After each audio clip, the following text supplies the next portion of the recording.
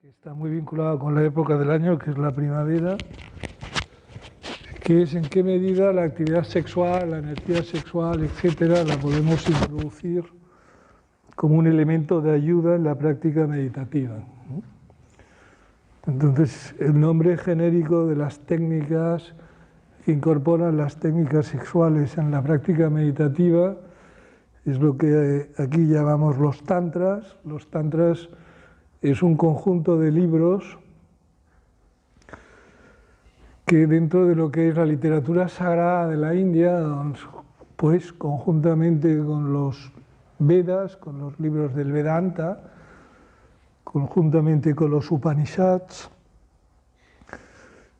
el Gita, en fin, los textos más clásicos, Heranda Yoga Samhita, Yoga Pradipika, pues conforman también todo un cuerpo de pensamiento.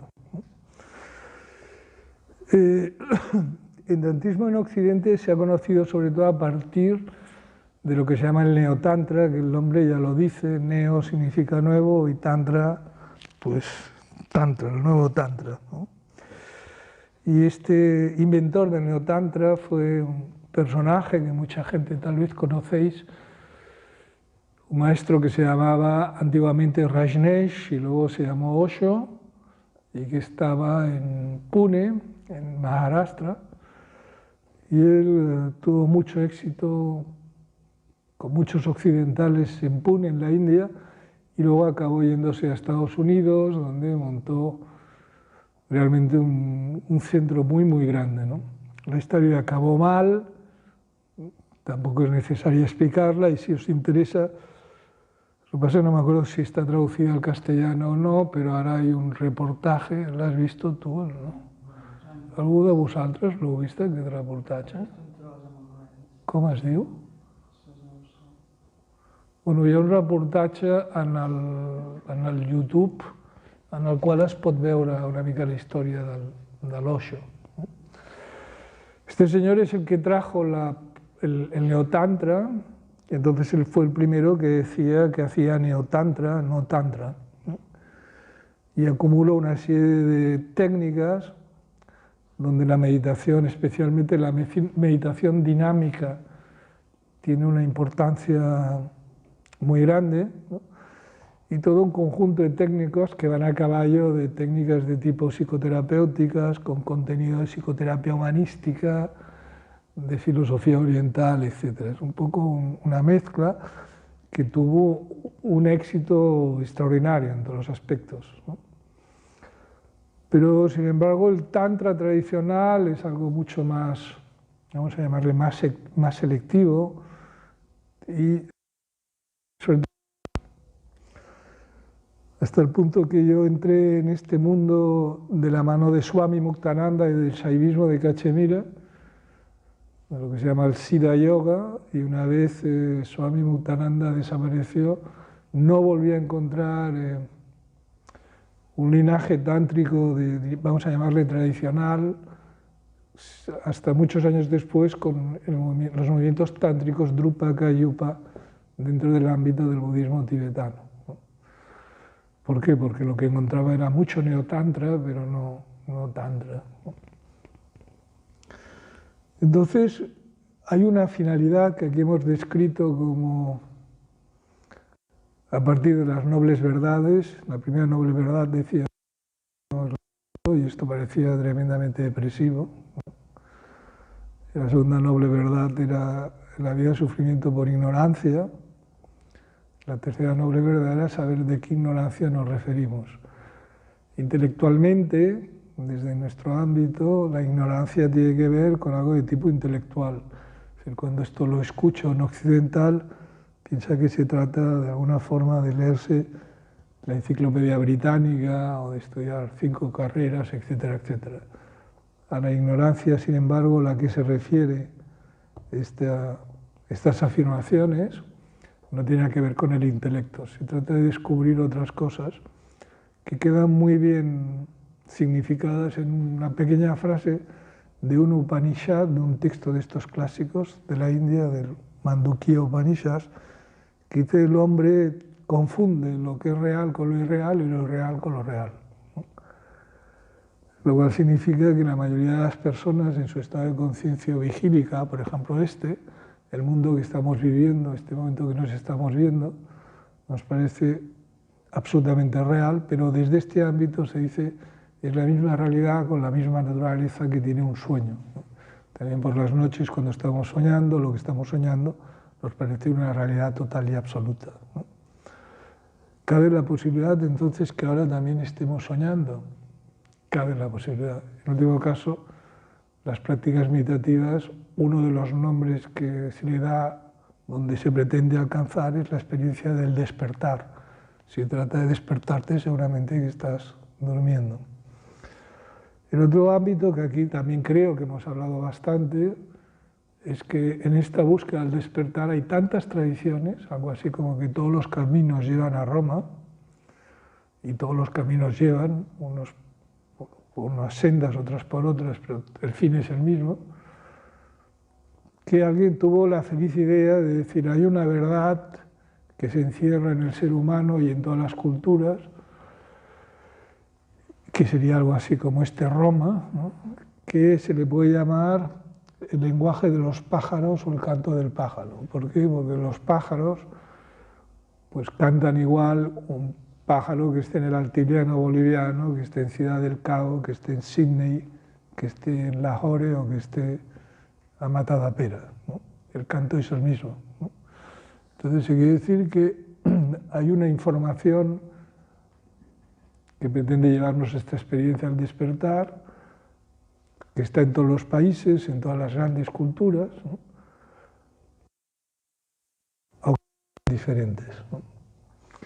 Si ahora nosotros profundizamos más en estas informaciones, vemos que hasta mediados del siglo XX, o tal vez hasta principios del siglo XX, todos los accesos que sobre todo en Occidente se buscaban a la hora de encontrar el mundo de tu propia paz interior, venía muy condicionado desde el ámbito, desde la experiencia de lo religioso, ¿no? Acuérdate que la frase que atestiguaba que algo realmente era cierto era decir, y esto va a misa. Això és veritat, això escolta'm, això va a misa sempre que vulguis, perquè això és l'autenticitat, ¿no? Hoy en día esta afirmación es más bien poco creíble, se ha sustituido por el científicamente probado. Posiblemente las dos frases carecen del valor tan extenso que las dos pretenden, ¿no? Lo científicamente probado ahora y que iba a misa antes, ¿no? Pero lo que sí es cierto es que la frase y esto va a misa es que se pretendía que desde la religión, y especialmente en el Mediterráneo, las religiones mediterráneas, excepto la del Mediterráneo oriental, pues para nosotros serían las formas de catolicismo, apostólico, romano, o las escisiones en forma de anglicanismo, protestantismo, calvinismo, etcétera, etcétera, ¿no? Es decir, religiones que además tenían la característica de ser monoteístas. Acordaos que muchas religiones son politeístas, todas las religiones orientales son politeístas, y los griegos eran politeístas, ¿no? Y estas religiones, sin embargo, son monoteístas. En último caso, el acceso al encuentro con esta realidad interior pasaba sobre todo por un acto de vivencia espiritual de contenido religioso, ¿no? La devoción, la creencia, al seguir los dogmas y los mandamientos, las creencias en conjunto de una religión. Estas religiones, sobre todo estas religiones de tipo monoteístas, han llevado implícita que además son religiones muy paternalistas. Y a partir de aquí, desde un punto de vista sociológico, podemos entender fácilmente que los conceptos de correcto, incorrecto, de bien y de mal, etcétera, de estas religiones quedaba condicionado por la visión monoteísta y además paternalista, porque Dios era un hombre y por lo tanto los atributos masculinos, guerrero, etcétera, etcétera, es lo que está asociado a estos criterios, ¿no? Evidentemente, en todas las culturas ocurre el fenómeno de la subversión, ¿no? Que significa que en todas las culturas, paralelamente que han ido pasando cosas, ha habido un movimiento contracultural. son los cismas y los atentados a las creencias tradicionales y clásicas, ¿no? Por ejemplo, en el ámbito de la Iglesia Apostólica Romana sale el mundo ortodoxo y en el mundo de la ortodoxia salen los protestantes, en fin.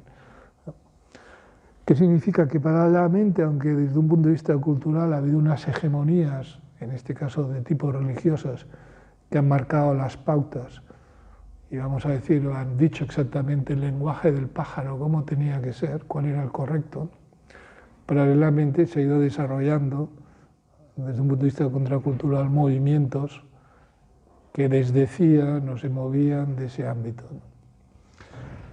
Nosotros tenemos la rica tradición del mundo de los trobadors, exactamente los que encuentran, que es una tradición poética muy instalada en el norte de Cataluña, ¿no? Que da pie a los mestres de juglaría y que da pie a todo un conjunto de literatura, el juglar como trovador y el trovador como cantante, y esto es lo interesante del principio femenino. Seguramente la forma más fácil de entender el mundo del juglar, el mundo que busca encontrar, salir del sueño mediante una tradición no religiosa y contestataria al mundo que estábamos describiendo, monoteísta y paternalista, pues este mundo de juglares, que insisto queda muy bien representado, por ejemplo, en el libro de Don Quijote, ¿no?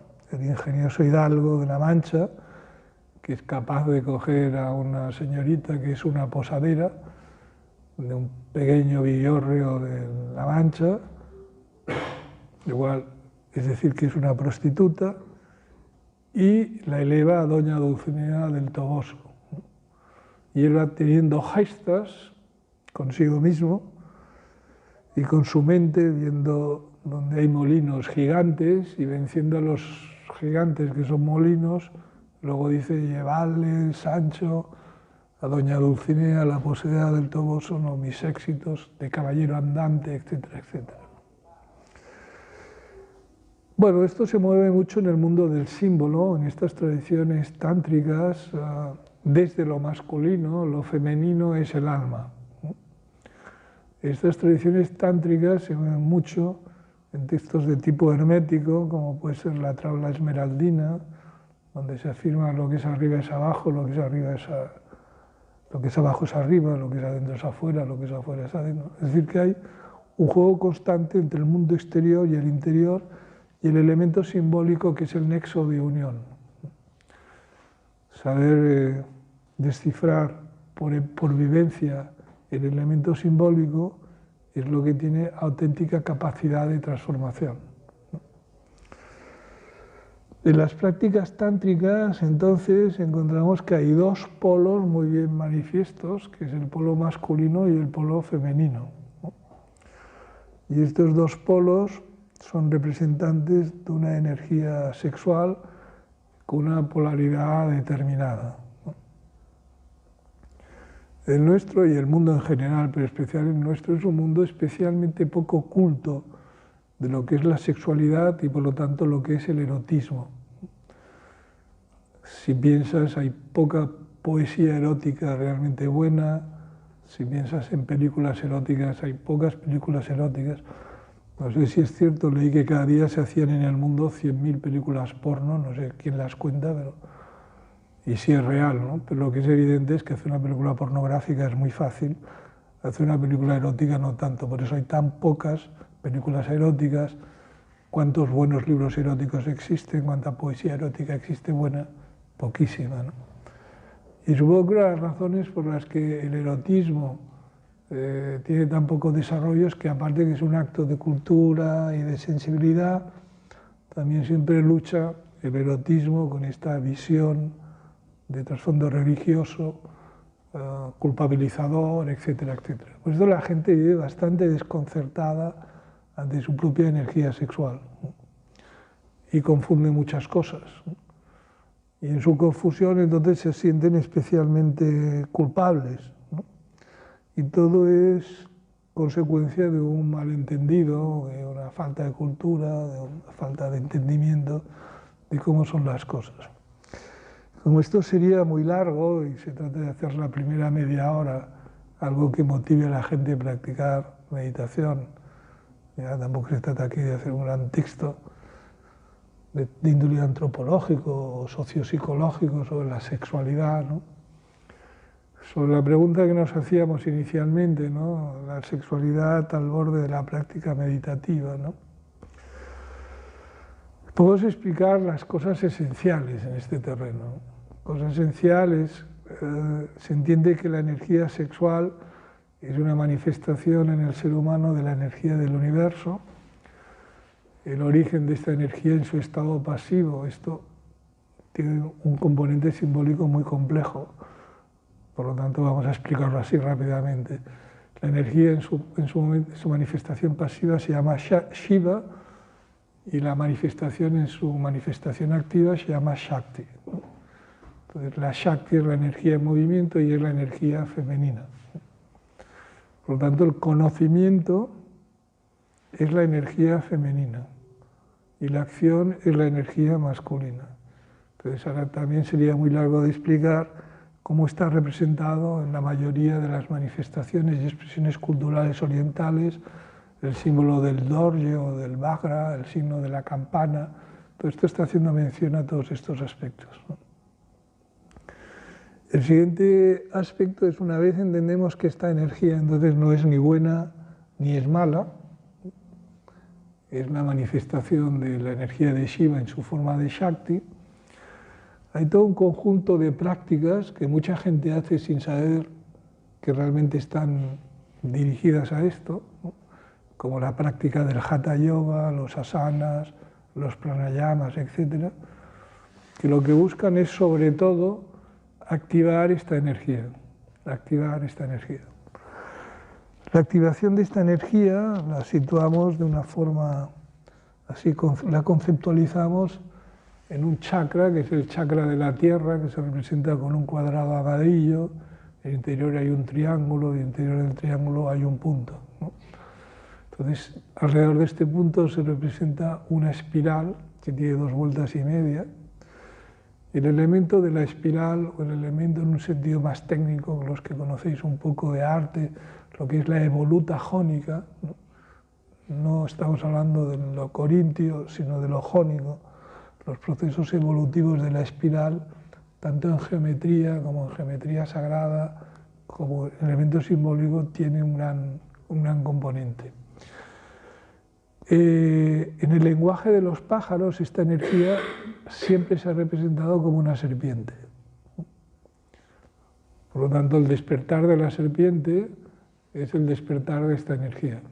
Pero fijaos que la serpiente, dentro de un libro bíblico, es la que con su manzana tienta a Eva primero y a Adán después, ¿no? Y por lo tanto la serpiente es representada un poco como el maligno o el demonio, haciendo todo el ámbito, llegando a Oriente. Vemos que la serpiente es algo deseable, sobre todo de activar y despertar, porque es esta energía. Esta energía se representa como una especie de cocodrilo en el segundo chakra. Es un animal que no es un cocodrilo porque la cola es cola de pez, ¿no? Y la boca es de cocodrilo. Y el segundo chakra se representa con media luna, entonces dentro de la media luna está este cocodrilo. Y este cocodrilo estaría escondido así en la ciénaga, solamente sale los ojos, está totalmente quieto, esperando que el Bambi vaya a beber. Entonces, ¡pam!, se lo come, ¿no? Se representa entonces como este cocodrilo es el inconsciente. Entonces, esto significa que esta energía tiene también un vínculo muy estrecho con el inconsciente, con la creatividad, la sublimación, etcétera, etcétera, ¿no? En la práctica meditativa utilizamos mantras, y yo normalmente enseño la práctica del Bhuta Shuddhi como una primera técnica para ir despertando y activando esta energía. Digo despertando o activando porque desde un punto de vista psicológico, en todos estos años he visto mucha gente que están diagnosticadas de personas con, yo qué sé, con rasgos histéricos muy marcados o con personalidades maníaco-depresivas o con depresiones de estas muy profundas, endógenas o cosas de este tipo. Y creo que algunos de estos casos tienen que ver con esta energía, porque esta energía es muy poderosa y moviliza muchísimas cosas, muchísimas cosas. Estoy diciendo que todo lo que son problemas de índole psicológico, trastornos mentales, depresiones, tiene que ver con esta energía, no. Estoy diciendo que en ocasiones tiene que ver con esta energía, ¿no? Bueno, la verdad es que no lo estoy diciendo yo, lo dicen más especialistas, ¿no? Lo que sí es importante es entender que a lo mejor esta energía, nuestra vida ha sido como es o está siendo como es porque esta energía está más activada de lo que pensábamos hasta ahora que estaba activado. En último caso, si practicas un tipo de meditación dedicado a este tipo de energía, poniendo en marcha esta energía, tienes realmente un elemento que potencia extraordinariamente tu camino interior de búsqueda de tu propia paz interior, etcétera, etcétera. La unión sexual entre el hombre y la mujer entonces se puede convertir en un acto meditativo en la medida en que son dos polos radicalmente diferentes, obviamente el masculino y el femenino, que al unirse componen pues, el universo, la totalidad, lo que los chinos taoístas llaman el Kuai o el Tao, que es la unión del Yin y del Yang.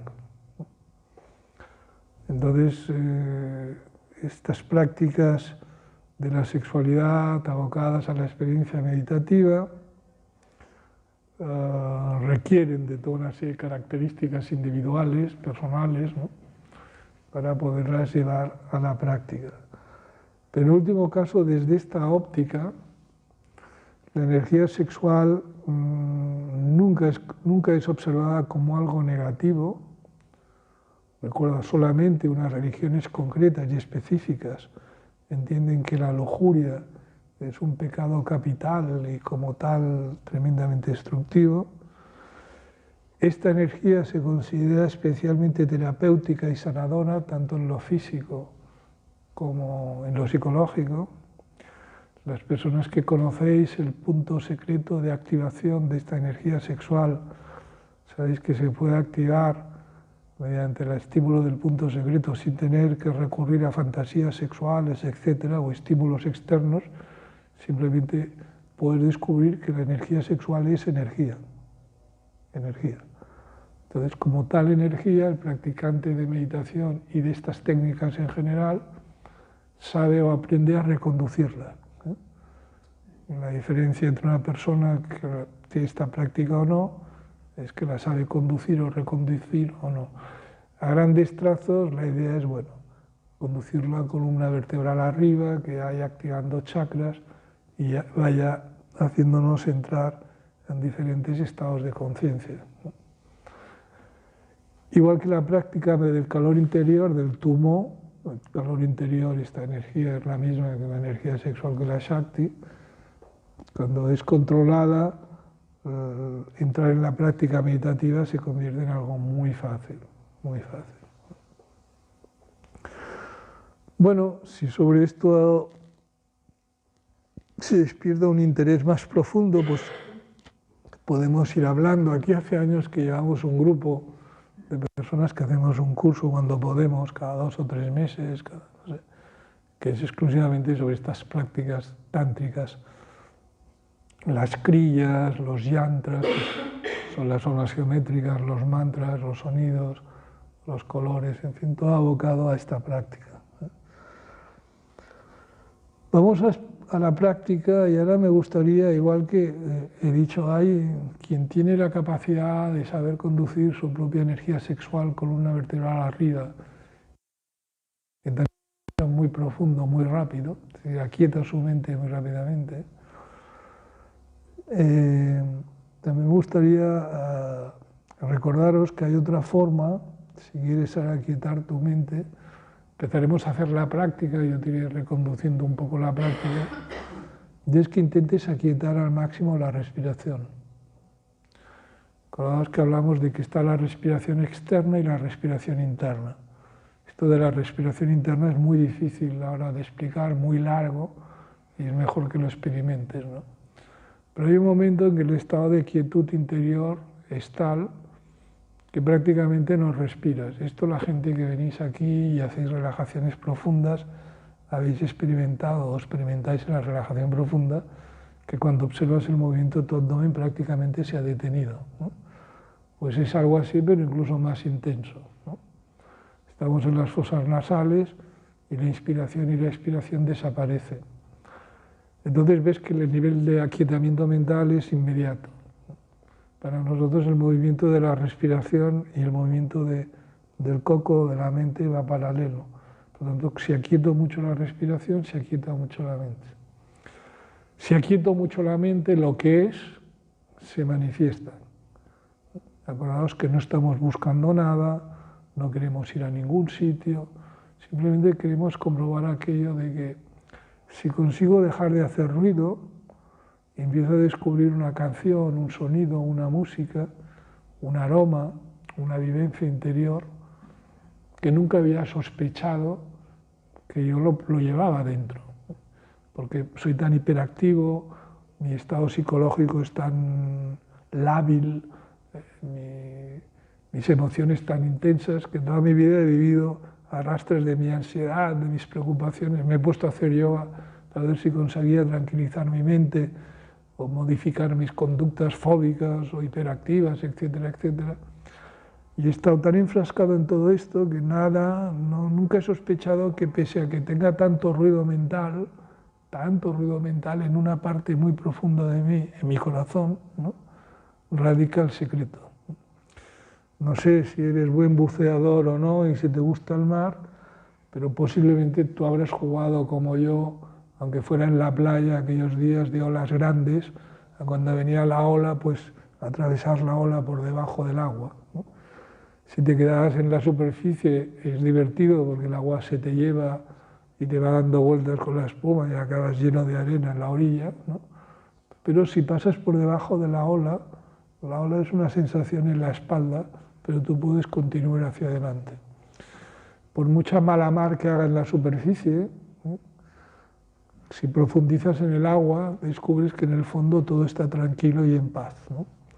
Esa tranquilidad es la que eres tú, te resulte obvio o no te resulte obvio. Ahora, como siempre has vivido en la superficie y a lo mejor con grandes tempestades mentales, suponer o presuponer que dentro tuyo hay un nivel de quietud, de paz y de intensidad como la profundidad del mar, es mucho suponer. Pero si consigo convencerte por el sistema que sea, y estoy dispuesto a hacer lo que sea para convencerte, que intentes aquietar un poco tu mente, que empieces a profundizar un poco, descubrirás que aunque en la superficie puede ser el neurótico más grande de la historia, tú sigues siendo portador de una paz y una profundidad y una plenitud interior insospechada. Pero eso no sirve que te lo expliquen. De nada sirve que te lo digan, solamente es interesante cuando lo vives, ¿no? Solamente tú sabes si has hecho la sensación esta de pasar las olas por debajo, la sensación, y que realmente contra más profundizas en el mar, más quietud hay. Cuando miras hacia arriba, ves la espuma de las olas, etcétera, etcétera, pero donde estás hay calma. En tu corazón hay la misma quietud y la misma calma, ¿no? ¿Cómo podemos acceder a ello? Practicando meditación. ¿Qué podemos hacer en la meditación? ¿Qué otros trucos que vamos intentando, explicando siempre nuevas experiencias podemos? Y hoy te propongo, ahora cuando pongamos la práctica te lo diré, intentes cuando puedas ir haciendo cada vez más lenta y superficial tu respiración. Llegará un momento que la respiración se aquieta del todo. Cuando está quieta tu mente se aquieta y ese es el momento que empiezas a descubrir en tu quietud mental que habita dentro tuyo un mundo con la intensidad y la profundidad del mar.